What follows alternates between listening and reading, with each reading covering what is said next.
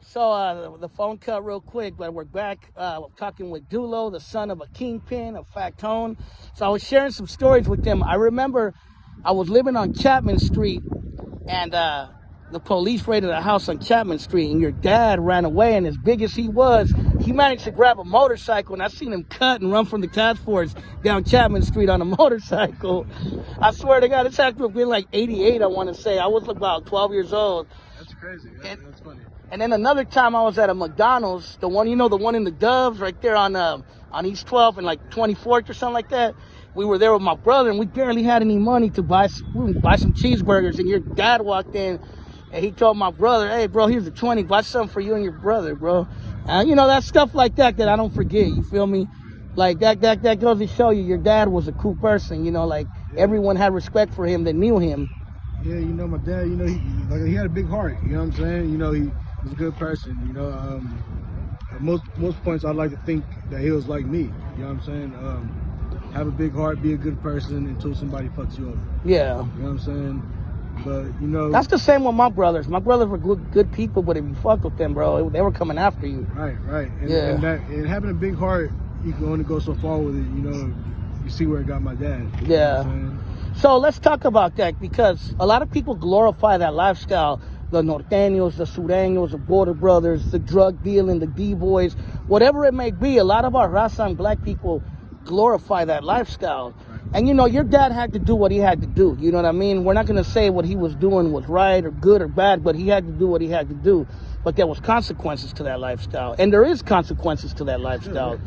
And I want to let these youth know that you as being his son, and me being a dude who grew up in the hood as well, around people like your dad and people like my brothers who are also gangsters, you know what I mean? That life doesn't take you anywhere. Yeah, you know what I mean? Yeah, well, that life, it's ran like a cutthroat business. You know what I'm saying? And the difference is, there's no second chances, and if you're fired, there's no coming back. Yeah. You know what I'm saying? So once you're done in that lifestyle. You know what I'm saying? And the reason why I say this lifestyle was like a business is because all these gangs that you mentioned were essentially ran like businesses. Exactly. They weren't really gangs at first. They were more protect the neighborhood kind of thing. Exactly. And, get the money kind of thing. Or protect yourself in prison as well. Exactly. You know what I'm saying? It's a structural thing. Exactly. You know what I mean? And now it kind of lost meaning. Yeah. You know what I'm saying?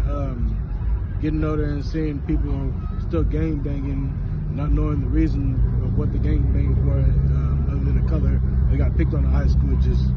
It's kind of crazy. It gets you nowhere, man. Yeah. Everybody I know, like I was just talking about this the other day. Everybody I know from school, you know what I mean, that was gang banging and living that kind of life, either in jail or dead. Exactly. Me too. The people that I know that were gangbanging or selling dope, they're dead or in jail, or they're fucked up on the street somewhere. Right.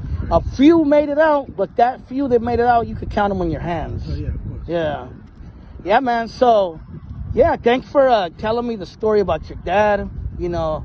I knew your dad, bro. Your dad left like, I could say a mark on my life. You know what I mean? I'll never forget him as long as I'm alive. And as long as I'm alive, I'm going to always tell his story. You feel me? On my side, what I remember about him.